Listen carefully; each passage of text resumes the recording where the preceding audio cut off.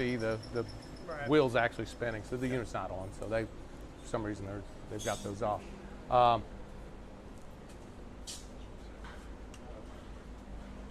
Brian's expert in drive, so he's probably the guy you want here. I don't know why. More than anybody. And got started to lock holding this out right now. Yeah, this I think. See if they kick back on. I don't know if ABS got them on control or not. It's holding out on starting and lock, so it's maybe. The auto start. Yeah, it might be the auto start. But Okay. we have someone coming out to. Did they not come yesterday? That was a different unit? Oh, okay. Gotcha. So we'll carry on. He's going to troubleshoot VFDs, right? These are a little different. This engineer wanted protection on the front of, which is a good scenario, but you're going to have to, if you have to replace the motor or get in to look at those, this is a direct drive motor right to the fan wheel. So the motor shaft sticks out, fan wheel goes on that. So there's nothing to lubricate. There's no belts to worry about any of that, but still you got something on the front of there, that cage, just to prevent somebody sticking their hand in. So that's usually a good way to do that. All doors open against pressure, so you'll see that swings in. Right. So that's a positive pressure section, where this one opens out, so you shouldn't have pressure. It's not going to hit you in the head that way. That's your exhaust duct right here. Here's your outside air, so your return air damper is going to be sitting right here in this wall. Is what we're going to have there. Going backwards here, this is the air blender I was talking about. So you can kind of look at those a little bit. Pretty straightforward, right? Your angle filter rack is here at this point. Your hot water coil. I was wondering why the pressure drop should show something, but they didn't. Yes. So Chuck, I got a quick question. Yes.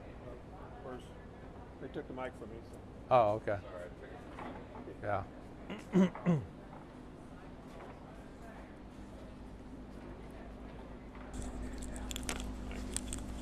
So my question is why do we have the free stats after the coils?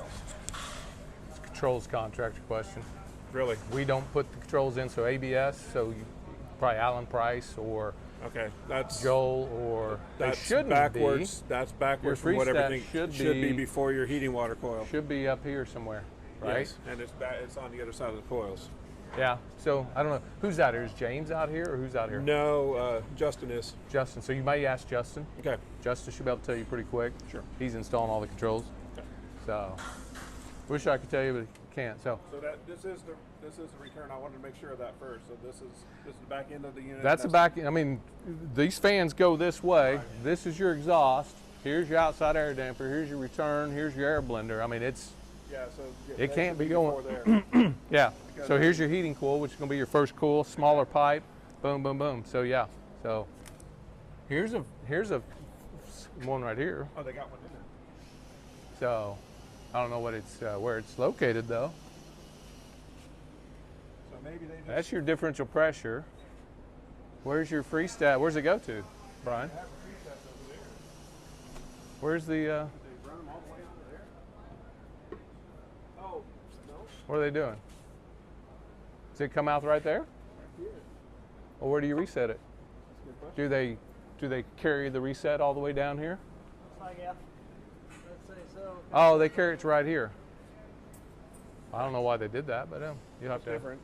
That is different. So that's non-resettable, I guess, or it's automatic reset. It shouldn't be. They never are, right? And It's probably reset right here, right? I think they ran it all the way there. Now I'm not sure why there's two, but I don't know. Maybe they got two. I don't know. Looks like they twisted a whole bunch of that together. No, I don't know. ABS will probably have to do owner training as well. So they already did, and I was. Gotcha. Yeah, I missed that one. Okay. Moving on, heating coil, our humidifier piping is here, which is the actual making of the steam is right behind you. We'll talk about that in a second. Your humidifier grid's inside here. Nozzle shoot out sideways, goes in the bottom distributor, and then your nozzles are off the side of each of the tubes that are standing up vertically. Chill water coil here, and then got another supply fan wall on the side of this. final filter here, and then we're down discharge. Yeah. Yeah. So pretty straightforward there. 50s, I think you probably know more about them than I do, so no reason for probably me to even dig deep on that. I'm good on They're ABB, Yep. ACH 580s, Yep. so we should be good there.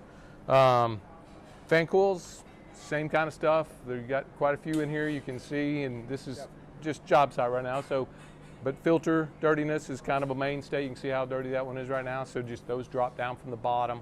All your power stuff's on the side. Make sure the drain pan, you can see that darker coated. That's your drain pan right there. It's eventually connected here. Should be pretty straightforward there on that. Again, just inspecting stuff for, once you pull those filters out, let's just make sure the backside of that cools looks good and clean. If not, just shop vac them off. So, gas humidifier is, you have multiple ones of these as well.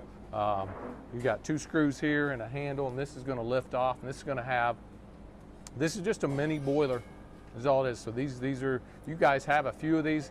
Your Yale campus where you came from is mostly steam. Yep. Direct in. This is indirect, where we're heating water and then we're getting steam off the top of a heat exchanger.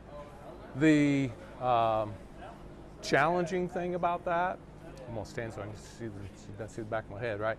So the challenging thing about that is that that there's more maintenance in this, because you've got a stainless steel heat exchanger inside of here. That's a mini boiler that over time will have minerals that played out. Okay, so you'll want to inspect that. And again, I've got a few notes here, but you'll want to inspect that at least annually. I traditionally see most customers kind of do it like August, September, right before that humidification season starts up. Make sure it's all cleaned out. Should be a 12 bolts or so. Plate comes off the front door. You get right in there. Usually a putty knife, real thick, hard putty knife, and you're scraping some of that out. Now, the wonderful thing on this job is that this engineer gave you a reverse osmosis system to feed water to this, which will drastically reduce the contaminants and the minerals that will build up. So you may, it's almost August right now, so obviously you wouldn't do it this year, but next year you may crack that thing open. You may want to do it if you have the time in April or May, right? And see how much is in there. You may discover that with that front end filtration that you don't, maybe it's every 2 years. I don't truly know. I know that in Tulsa, if you don't have that front end, it's annual.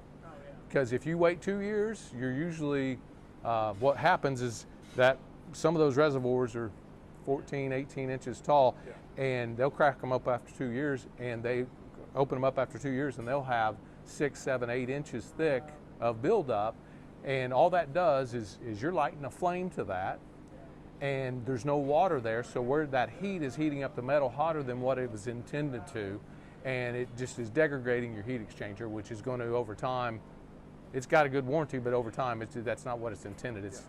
So I would make sure you've got a great front end system to filter, but you want to make sure that this is a huge maintainable item here. And so that's probably the main things on that. You got a what? We got another meeting at 10:30. How much time you got? 2 minutes? Yeah, we got about 2 minutes. Okay, 2 minutes. Let's go to some. So you've got some holding tanks on this skid here. If you want to walk around, you can look at the other side. You're going to have your reverse osmosis membranes, and you're going to have your charcoal one there that's going to take out the chlorine. Okay, so those are the main things you got to check. I'm going to leave this with you. So this is all in the IOM to get in details, but you want to take a water sample. It says, once a month. I don't know if that's really how often you really want to do it, but you want to take a water sample downstream of this so that you can see, hey, is my chlorine filter, is my carbon, is it still taking out the right amount of chlorine? Is it still working? If not, then you can replace that. The 3 other cylinders here, it's a little more complicated, and the reason why I had you look on the other side is there's those gauges you saw. There's a log, and it's in the IOM. I'm going to hand this to you as well. And you take those pressures, and because you're looking at when you start it up, what are the pressures across these compared to living life with this, getting a month down the road, 2 months down the road, 3 months down the road, and then there's I think it's about 10% pressure differential change that those are loaded. So this gets into it in detail. I know you guys are rushed and you got to get out here, but this will get into that a little bit more and some calculations. And I don't